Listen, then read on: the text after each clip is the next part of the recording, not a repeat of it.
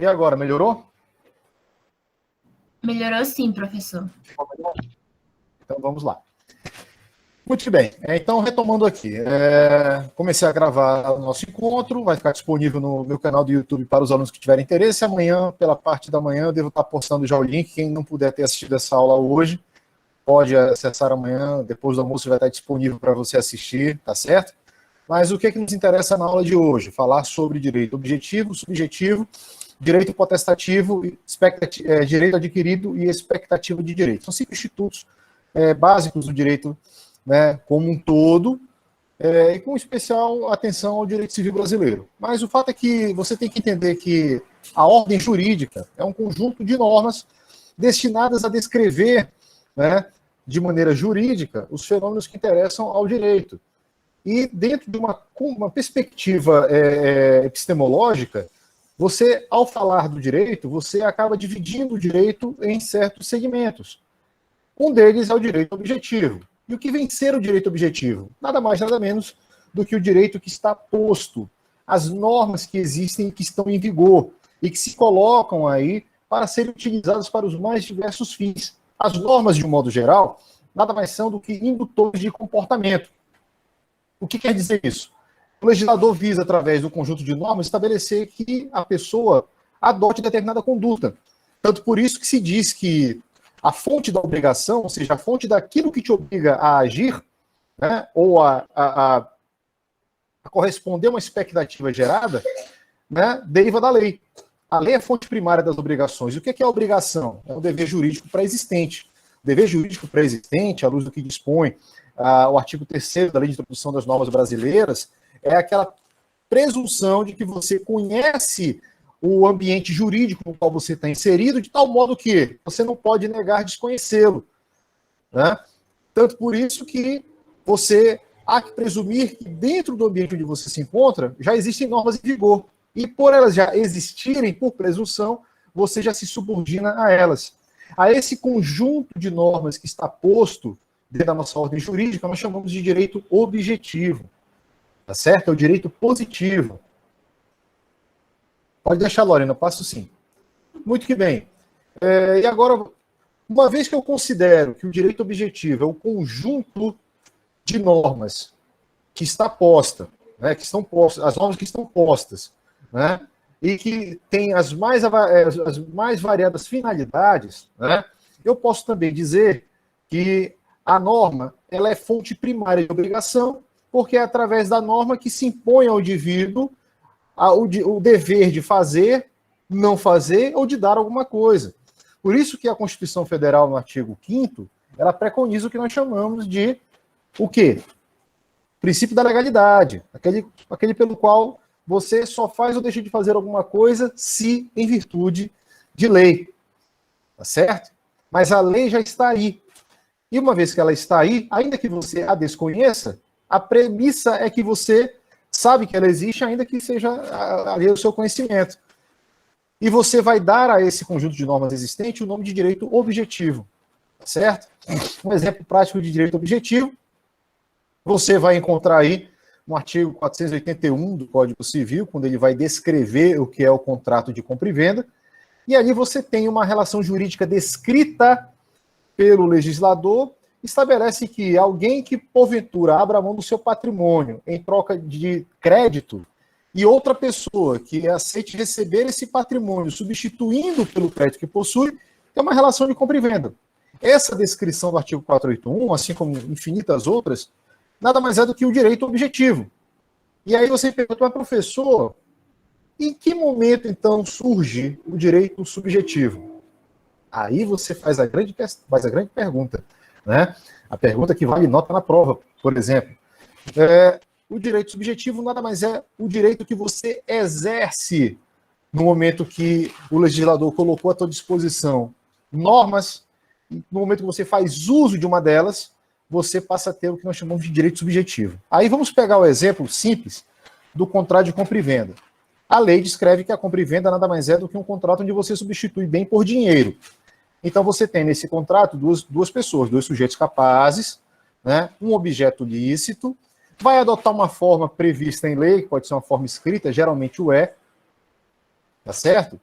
E você, na qualidade de comprador, paga para ter um determinado bem. E o vendedor, por dever de ter assumido esse contrato com você, ele vai ter que lhe entregar um determinado bem. Se, eventualmente, na aquisição desse bem, você perceber que houve falha por parte do vendedor, ele não lhe entregou no prazo, lhe entregou coisa diversa, não lhe entregou a coisa que você pretendia receber, né?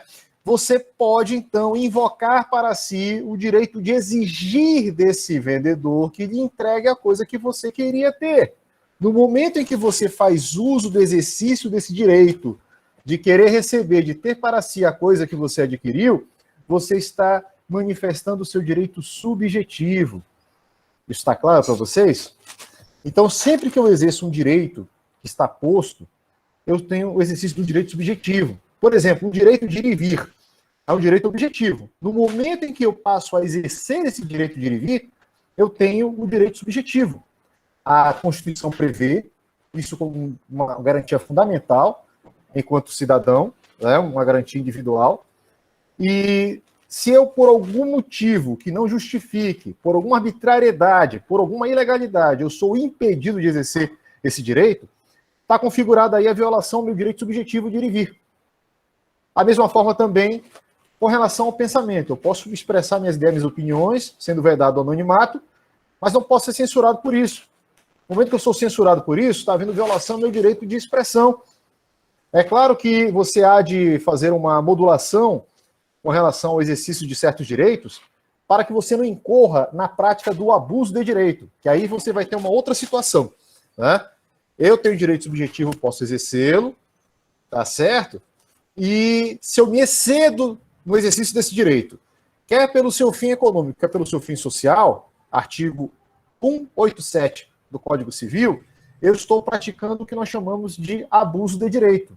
E o abuso de direito impõe àquele que abusa do direito o dever de responder civilmente pelos efeitos decorrentes desse abuso. Tá certo? Aí você vai se socorrer da dicção do artigo 927 do Código Civil, que impõe àquele que pratica ato ilícito, quer seja por ação ou omissão, quer pelo abuso no exercício do direito, o dever de responder pelo dano que causar. Tá certo? Então, como colocou ainda há pouco a colega aqui, direito objetivo é um direito que está aí. Você nem precisa exercê-lo, mas ele já está posto aí. No momento que você exerce o direito, né, você faz uso desse direito, você passa a ter, então, o que nós chamamos de direito subjetivo. E da violação do direito subjetivo, surge para o indivíduo o que nós chamamos de direito, o que nós chamamos de pretensão. O que é a pretensão? É o direito que a lei me reconhece de recorrer ao Poder Judiciário para ver reparado essa lesão que eu sofri no meu direito. Por exemplo, o direito de imagem. O direito de imagem é um direito objetivo. No momento em que começam a fazer uso da minha imagem indevidamente, estão violando o meu direito subjetivo. Estão fazendo uso sem a minha autorização, por exemplo, ou estão associando a minha imagem a algo que seja pejorativo e que não tem qualquer relação à minha pessoa. Foi feito com o propósito único e exclusivo de achincalhar a minha imagem. Você tem uma violação do direito subjetivo. O meu direito de imagem foi violado. Então, surge para mim o direito de recorrer à esfera judicial para requerer da justiça que atenda à minha pretensão de ver reparada a lesão que eu sofri no meu direito. E aí eu peço que vocês prestem bastante atenção nessas terminologias, porque às vezes acaba criando uma confusão. Tá? Então, você tem a pretensão sempre que ocorre a violação a um direito subjetivo. E também tem mais um detalhe, mas isso a gente vai explorar mais adiante na nossa disciplina. Você também tem prazo para reclamar a reparação desse direito violado. A sua pretensão tem prazo. Se você fizer uma checagem no artigo 206 do Código Civil, você vai observar algumas regrinhas que estabelecem os prazos para que você possa reclamar a violação de determinados direitos subjetivos, tá? Que pode ser de 3 meses até 5 anos. Prazo máximo para o direito civil, reparação de danos, é de 5 anos, tá? Se a questão da violação do direito subjetivo versar sobre o direito real, esse prazo vai até 10 anos, tá? Acima disso, não a nossa ordem jurídica não admite, né? Prazos maiores que 10 anos. O prazo prescricional máximo é de 10 anos. Muito bem, mas a gente vai falar sobre prescrição e decadência, vai mencionar aqui alguma coisa, mas a gente vai entrar a fundo quando nós chegarmos no momento oportuno da nossa disciplina. Vamos lá, a Camila está perguntando, professor, a pretensão seria como um recurso? Não, a pretensão, ela é um direito, preste bem atenção, é um direito que surge para você, decorrente da violação do seu direito subjetivo. Então, violou meu direito, naquele momento eu passo a... Que direito é esse? Direito à reparação. É o direito de recorrer ao judiciário. Então, pretensão nada mais é do que o exercício ao direito de ação. Tudo bem? Então, sempre que você vai ao judiciário para pedir uma indenização, para pedir a declaração de um fato, você está visando proteger ou reparar um direito subjetivo seu que foi violado ou que está na iminência de ser violado. Tudo bem? Muito que bem. Eu acho que essa parte ficou clara para vocês, né? Mas é importante que vocês entendam que o direito objetivo nada mais é do que a norma posta, é o direito posto. Você pegou um código tributário, ali tem um monte de normas de direito objetivo. No momento que você passa a exercer alguma delas em seu proveito, aí passa a ser o direito subjetivo. Certo? Muito bem. Vamos avançando aqui. E aí, obviamente, voltando ao campo do direito. Pois não? Professor, Diga, Felipe. assim, a gente poderia compreender que o direito objetivo é igual ao direito subjetivo, sendo, se você abstrair a questão da realidade ou do tempo, eles são exatamente iguais, então? É isso? Vamos lá. Materialmente falando, sim. Mas do ponto de vista filosófico, não. Tá? Por que materialmente é? Porque é aquela coisa, eu tenho direito à imagem, né? Se alguém faz uso indevido da minha imagem, está violando o meu direito subjetivo. Né? Eu tenho o direito de reclamar a proteção a esse direito em juízo. Mas é a mesma norma que foi violada. A diferença é que, no primeiro momento, o direito objetivo, eu não exerço aquele direito. E no segundo momento, eu estou exercendo o direito subjetivo, entendeu? Se a pessoa, por exemplo, não quiser exercer o direito subjetivo, o direito subjetivo não existe, então, para ela. Não, ele existe. Ele existe e foi violado. Só que ela tem aquilo que nós chamamos de prerrogativa de não querer recorrer ao judiciário para reparar a lesão que sofreu. Tá bom, É um professor, direito. É um direito. Eu posso fazer uso ou não. A pretensão ela é do indivíduo. Né? Ele pode fazer uso ou não. Ok. Tá certo? Mas assim, Teorim, falando ao que você perguntou inicialmente, direito objetivo e subjetivo são materialmente, ou seja, em termos de matéria, a mesma coisa. O que difere é que, do ponto de vista epistemológico, filosófico, o direito objetivo é a norma como ela está aí. E o subjetivo é a norma que eu passo a exercer em meu favor, em meu proveito. Você está entendendo? Vamos supor, por exemplo, que eu tenha nascido, faça parte de uma família monoparental, ou seja, só eu e minha mãe, e eu não saiba quem é meu pai. Um dia eu descubro quem é meu pai. Surge para mim, naquele momento, o direito subjetivo de requerer o reconhecimento da minha filiação em relação ao meu pai. Mas eu lhe faço uma pergunta muito simples. Eu sou obrigado a fazer isso? Não. Exatamente, né? A pessoa, esse subjetivo vem exatamente, creio eu, então, da palavra sujeito, né? Quer dizer, depende do sujeito, depende do sujeito, vamos dizer, se manifestar, né? Exatamente. Mas a existência dos dois direitos ela é exatamente igual, né? Como o senhor falou, a existência material, né? Exatamente. Do ponto de vista material é a mesma coisa. O direito, eu estou falando da norma em abstrato e estou falando da norma em concreto. Na norma em concreto, eu tenho direito objetivo, porque a norma está posta, né? E do ponto de vista subjetivo, em que momento aquela norma passa a ser exercida pelo sujeito. Então, todos nós aqui, que estamos aqui nesse ambiente virtual, somos o que se chama de sujeito de direito. Nós podemos exercer direitos, mas só se pode falar em direito subjetivo no momento que a gente exerce. Você está entendendo? O direito está aí. No momento que você passa a exercê-lo, ele passa a ser um direito subjetivo. É como, por exemplo, se você você passa numa loja, aí você precisa comprar uma caneta. A caneta está lá, no mostruário. A caneta, nesse exemplo que eu vou lhe dar, ela é o direito objetivo. Mas se você tiver necessidade de comprar a caneta para fazer uso, no momento que você adquire aquela caneta e passa a fazer uso dela, ela passa a ser o quê? O direito subjetivo. Você entendeu? Sim, professor, ok, professor, obrigado. Então vamos lá. Bom, com relação ao direito subjetivo, que é esse exercício ao direito que está posto aí, né, nós podemos classificá-los de três formas, né? Os direitos de gozo, os direitos de ação e os direitos de função. Né? O que é o direito de gozo? É o direito que eu tenho e que exerço independentemente de qualquer outra pessoa vir dizer que eu tenho esse direito. Como, por exemplo, o direito à vida, o nome, a honra, que são o que nós chamamos de direitos personalíssimos. Ou seja, dentro da categoria dos direitos pessoais, nós temos os direitos personalíssimos e temos os direitos obrigacionais. Então, no direito personalíssimo, eu tenho o quê? O que nós chamamos de direitos de gozo. São os direitos que eu posso usufruir, eu posso fazer uso, independentemente de alguém vir me dizer que eu tenho esse direito ou não. É presumido, tá certo? Agora, quando eu falo dos direitos de agir, são aqueles direitos que eu tenho de exercer atribuições que a norma prevê e que eu tenho a faculdade de fazer ou não. Como, por exemplo, o direito de ação. Aí volta aquela questão do Teorim que ele colocou ainda há pouco.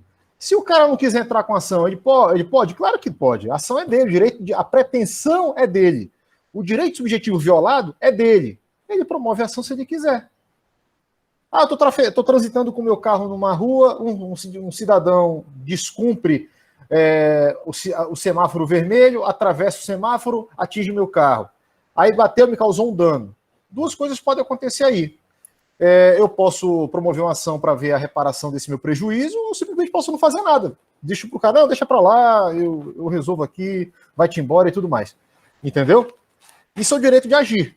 Eu tenho um direito posto, faço uso dele se eu quiser. Se eu quiser me sindicalizar, se eu quiser sair do sindicato, se eu quiser me associar, quiser deixar de ser associado, são direitos que eu posso fazer uso, se da minha vontade. E existe o que nós chamamos de direitos-funções, ou direito-função, que são direitos que foram postos e que, geralmente, nesse caso, quem faz uso é o poder público, porque são normas que dão ao poder público o direito de exigir prestações do particular, como, por exemplo, cobrança de tributo, aplicação de pena. Né? Quando você fala, você fala do direito do poder público exercer, né, a cobrança de tributos, ele quer dizer que ele pode exigir de cada um dos pagadores de impostos o que nós chamamos de dever de prestação. Que prestação é essa? Geralmente pagar em pecúnia, né? Um valor que foi fixado através de uma alíquota, que é um percentual estabelecido em lei, por eu ter praticado um determinado fato gerador. Então, se eu recebi rendimentos acima de uma certa faixa, eu vou pagar imposto de renda. Se eu tenho um comércio, adquiri mercadoria e vendi mercadoria, eu vou pagar o ICMS. Se eu sou prestador de serviço e executei um serviço dentro de uma certa área, eu vou ter que, então, recolher aos cofres da prefeitura o ISS. E assim sucessivamente, tá certo? Se o poder de polícia do Estado impõe, para fim de repressão, punir aquele que pratica um ato ilícito, né, ilícito criminal, então o poder público, ao privar alguém de uma liberdade ou restringir direitos dessa pessoa, está exercendo o que nós chamamos de um direito-função.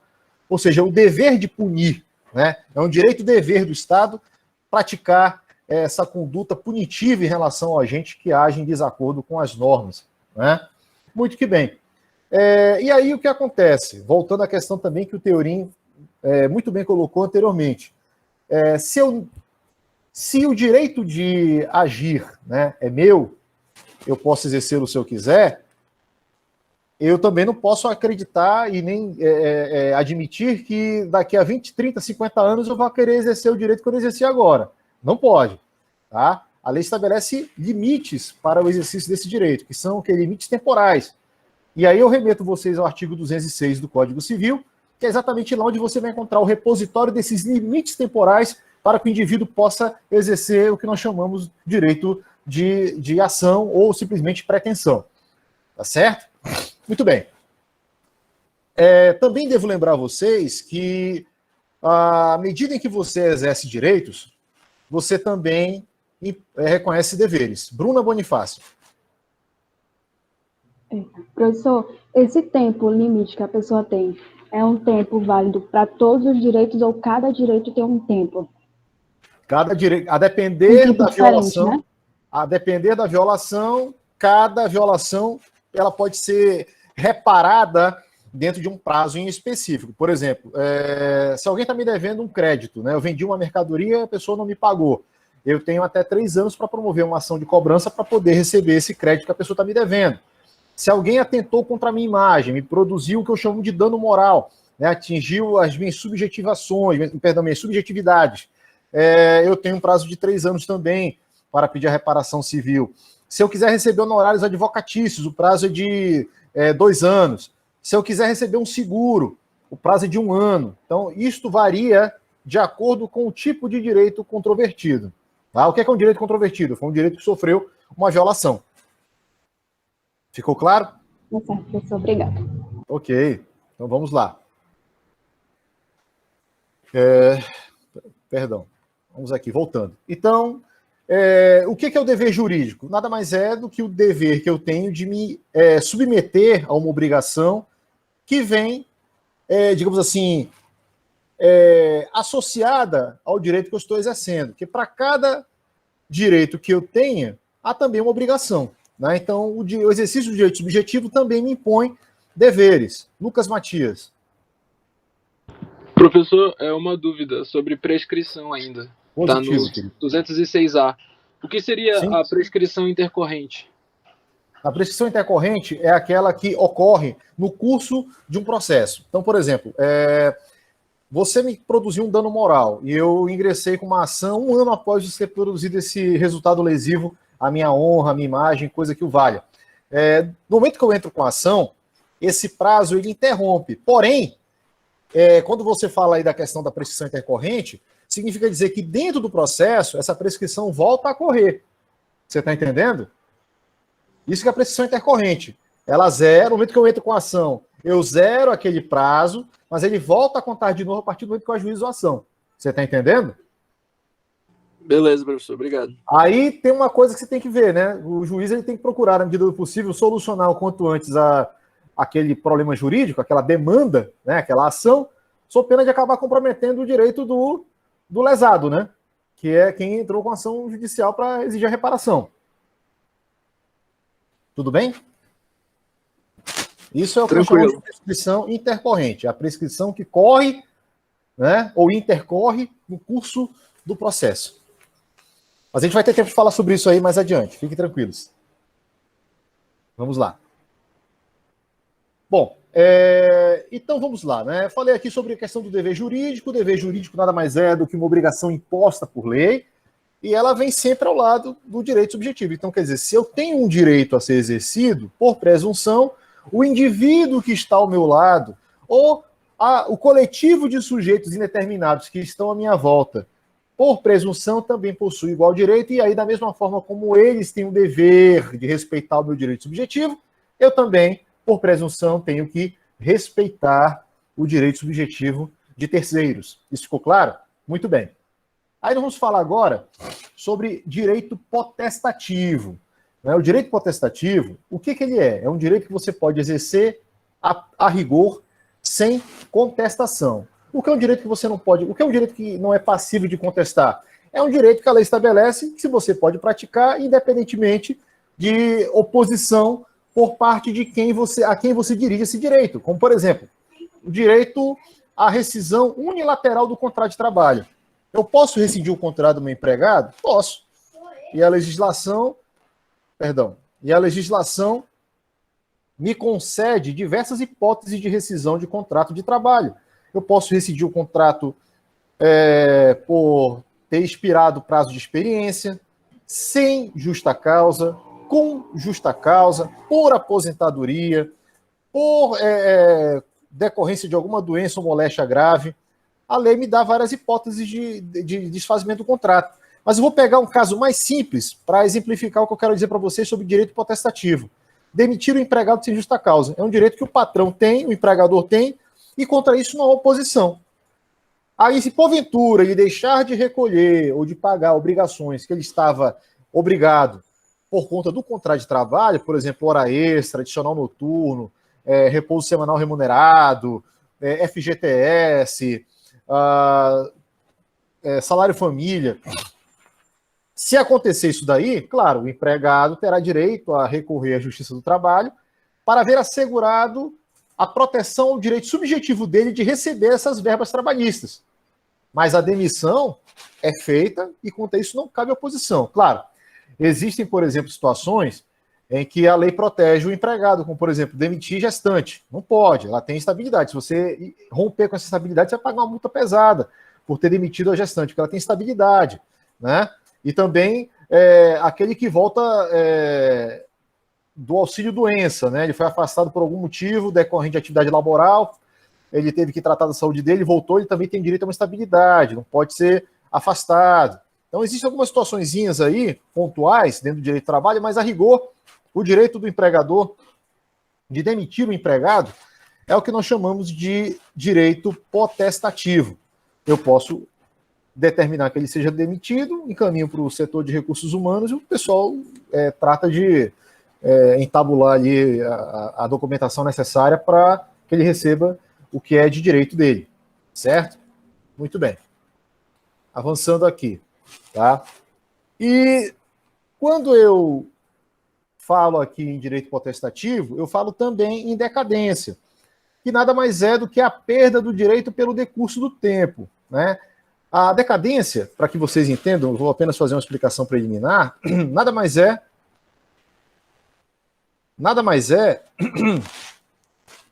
do que o perecimento do direito em si. E, nesse aspecto, o Código Civil traz situações pontuais acerca do que vem ser decadência. E o prazo máximo para decadência é de 10 anos. E aí, o que ocorre? Dentro do direito civil, você tem especificações acerca do que são prazos prescricionais, ou seja, você tem um elenco de situações. Já a decadência, como ela é um pouco mais ampla, ela é mais abrangente, e ela caracteriza o fim, o sepultamento do direito, aí você vai identificar a decadência em partes pontuais do Código Civil. O legislador diz quando o direito decai. Salvo engano, um desses exemplos está lá no artigo 550 do Código Civil. Se alguém puder ler o dispositivo para mim, eu agradeço. Alguém está com o Código Civil em mãos aí? Artigo 450, professor? 550. 550.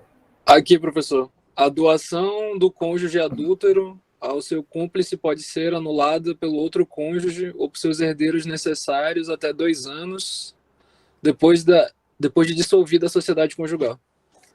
Tá, aí o que é que eu tenho aí? Você não tem um prazo prescricional, você tem um prazo decadencial. Se acontecer numa relação conjugal, o marido ou a mulher trair o marido ou a mulher com outra pessoa, né, e nesse contexto de adultério, verificar-se que o cônjuge adúltero acabou por destinar para o cúmplice dele um carro, um terreno, uma casa, um apartamento, uma coisa de valor, que implique em visível dilapidação do patrimônio do casal, a parte ofendida, ou seja, o marido ou a mulher, pode ingressar com uma ação em juízo para desfazer aquela doação. Mas o prazo é decadencial e é até 2 anos após o desfazimento do casamento. Se não fizer isso, não pode mais desfazer. Tá claro? Isso é uma das hipóteses de decadência. Tudo bem? Agora observe. Por que é decadência? Porque o direito aí ele é potestativo. O cônjuge pode ou não entrar com ação. Você está entendendo? E uma característica que nós temos aqui do direito potestativo é que o direito potestativo decai. Ele não prescreve. Ouviram aí nas nossas anotações? Alguém ia fazer uma pergunta?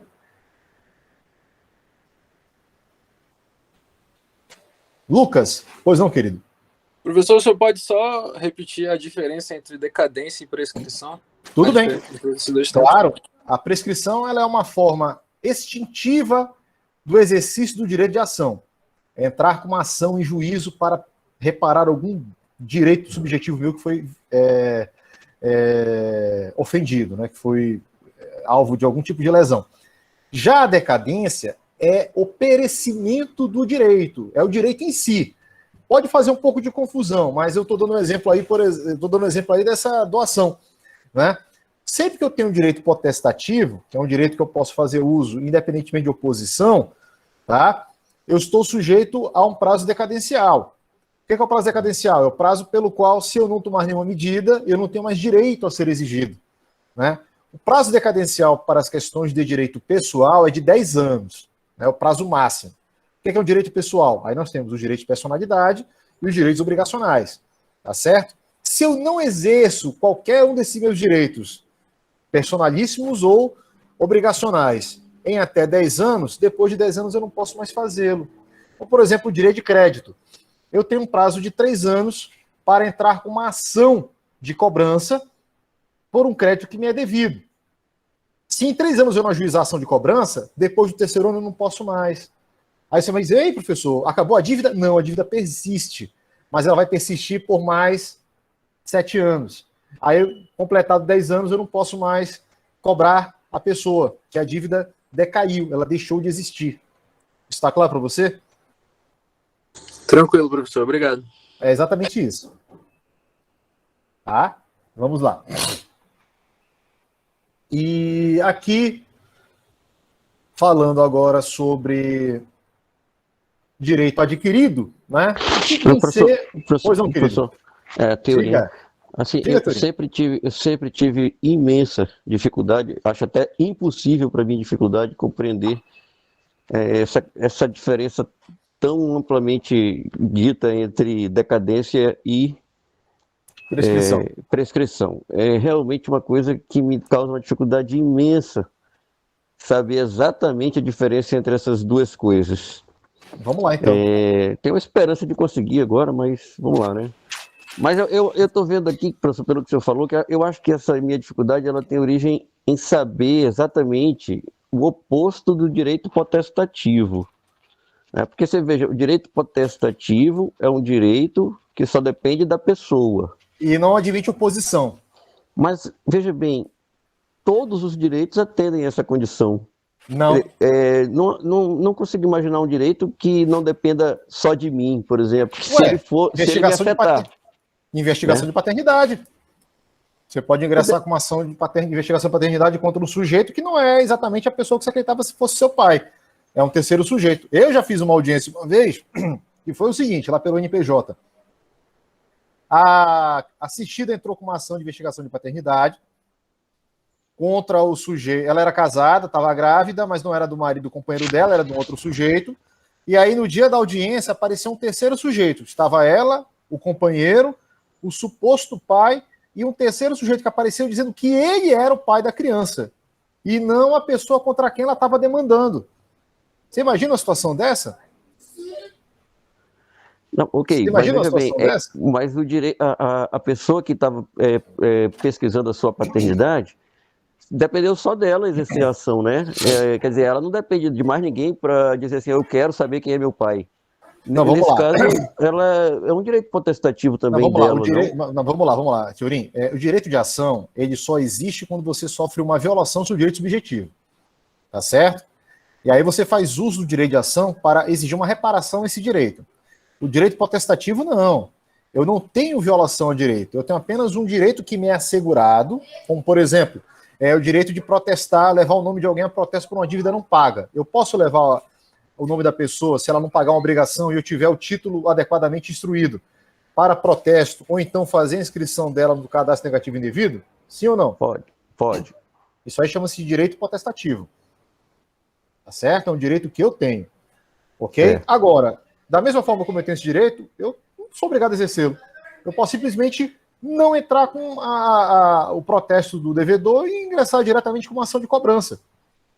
É que o protesto ele se presta para resguardar direitos futuros. Ele é um ato jurídico estrito sensu, tá certo? Mas é um direito potestativo. Agora, o direito de ajuizar o direito de entrar com uma ação de cobrança, ele é um direito de ação. Prescreve em 3 anos. Agora, voltando para a questão da dívida. E se o sujeito tem um direito de crédito, como é que ele vai receber isso daí? Bom, se em 3 anos ele não ajuizar ação nenhuma, ele não pode mais receber.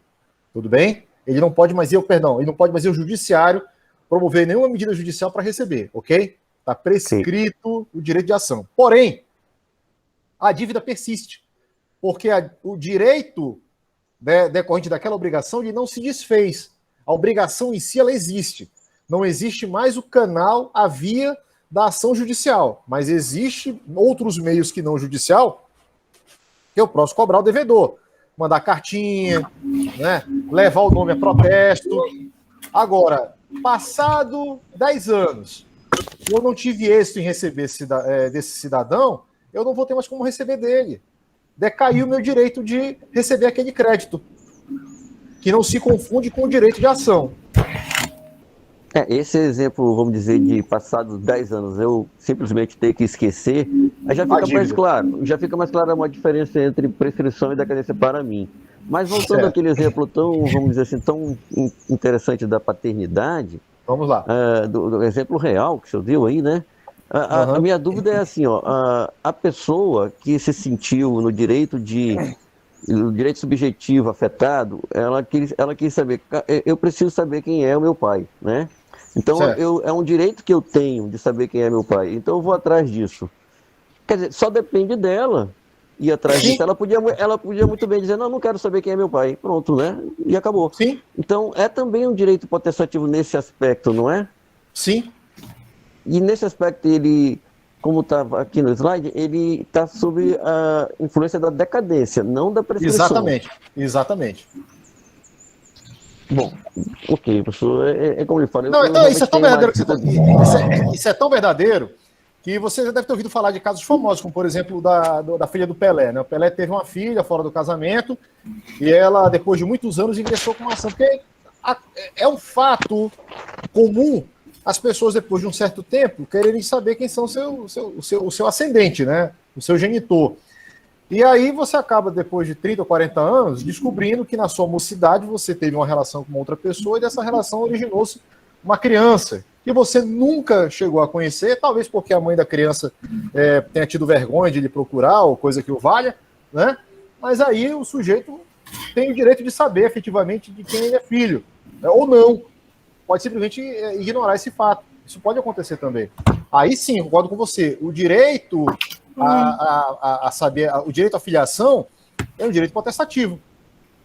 O direito que eu tenho de querer saber quem é meu pai é potestativo. Eu posso entrar com ação ou não quero saber quem é.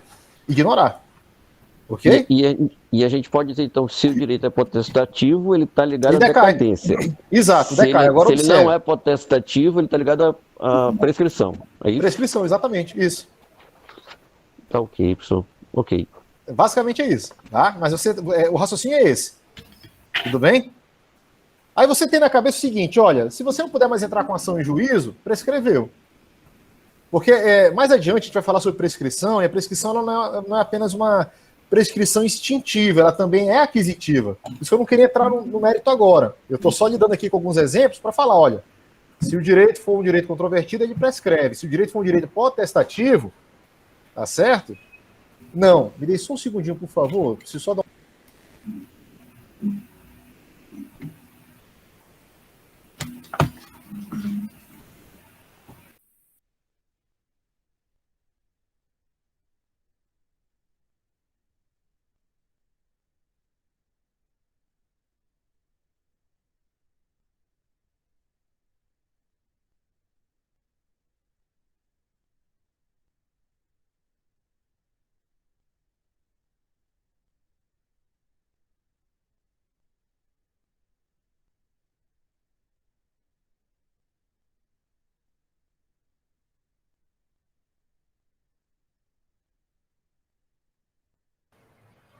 Me desculpe, eu tive um pequeno ajuste doméstico aqui para ser feito, mas vamos retomar aqui. Bom, então vamos falar agora sobre o direito adquirido, né?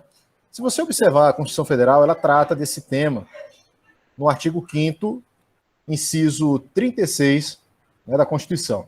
E o que vem ser um direito adquirido? É um direito fundado em um fato jurídico que ocorreu e você, por ter preenchido os requisitos daquele fato, você se insere como adquirente daquele direito. Como, por exemplo, aposentadoria. Regra geral é que você se aposenta aos 35 anos de contribuição e tempo trabalhado. Né? 35 anos de trabalho e 35 anos de contribuição. Então, se vier uma lei dizendo que você só pode se aposentar aos 40 anos de trabalho e contribuição, e você já tiver completado os 35, ao tempo que essa nova lei entrou em vigor, você tem o que nós chamamos de direito adquirido. Vou dar outro exemplo. Vamos dizer, por exemplo, que você pode se aposentar com 20 anos, mas a lei nova diz que você só vai se aposentar com 30. Se ao tempo que a nova lei entrar em vigor, você já tiver cumprido os 20 anos da lei anterior, então você tem o que nós chamamos de direito adquirido, tá certo? Ele passa a ser seu, um direito subjetivo, e uma vez que ele está configurado como sendo um direito onde você preencheu os requisitos necessários para fazer jus a ele, você não é alcançado pela nova norma. Por isso que diz, né, a lei não modificará o ato jurídico perfeito, o direito adquirido, e tem um terceiro ponto aí que eu esqueci agora. Né? Ah, é a coisa julgada. Lembrei. É a coisa julgada. Tá certo? Está claro para vocês? Elias? Professor, seria então o mesmo exemplo do uso capião? A uso capião é uma prescrição aquisitiva. Aí vamos lá. Você meio que compreendeu, eu vou te explicar por que o teu raciocínio está correto. Você, durante 15 anos, manteve posse mansa, pacífica e de boa-fé sobre uma determinada área. Aí um dia alguém veio lá se dizendo dono e tal, você não concordou e ingressou com uma ação de uso capião, para ver reconhecido o seu direito de propriedade sobre aquele bem. Né? Se a sentença lhe for favorável e no eventual recurso, o recurso também lhe for favorável, né? Ou seja, consolidou o entendimento que você é o dono daquele imóvel porque você usucapiou aquele imóvel, tá certo? Você passa a ter ali não o direito adquirido, mas a coisa julgada em seu favor, porque aí o que acontece? A sentença vai se estabelecer, ela vai estabilizar, e passados 2 anos, se não houver nenhuma ação rescisória, nenhuma ação que tenha por finalidade desfazer essa sentença, você então passa a ter o que nós chamamos de direito pela coisa julgada, e não direito adquirido propriamente dito. Tá? A usucapião ela não confere direito adquirido. A usucapião ela evidencia o reconhecimento que você tem sobre um determinado bem, e cuja propriedade é desconhecida, ou se for conhecida, o proprietário não fez uso do seu direito de oposição, de modo que você que está lá há mais de 15 anos é que deve ser reconhecido como verdadeiro dono. Entendeu? Sim, professor. O direito adquirido, só para vocês entenderem, o direito adquirido ele acontece quando você preenche requisitos estabelecidos em lei e passa a se enquadrar dentro de uma certa situação. Então, por exemplo, vamos dizer que eu sou o servidor que entrou na UFAM em 2013. Aí, em 2016, entra uma norma em vigor dizendo o seguinte, olha, servidor que entrar a partir de 2015, por exemplo, vai ter que recolher um valor X para fim de previdência. A pergunta que eu faço é simples, eu sou de 2015 ou sou de 2013? 2013. Então, se eu sou de 2013, eu tenho direito adquirido de recolher na forma anterior a essa que fala, né, do pessoal de 2015 em diante. Eu já estou excluído desse rol. Né? Isso aconteceu com alguns servidores até 2011. Né? De 2011 para trás, o servidor ele recolhe um valor X para fim de aposentadoria na UFAM. De 2011 para cá, não, passa a ser um outro regime.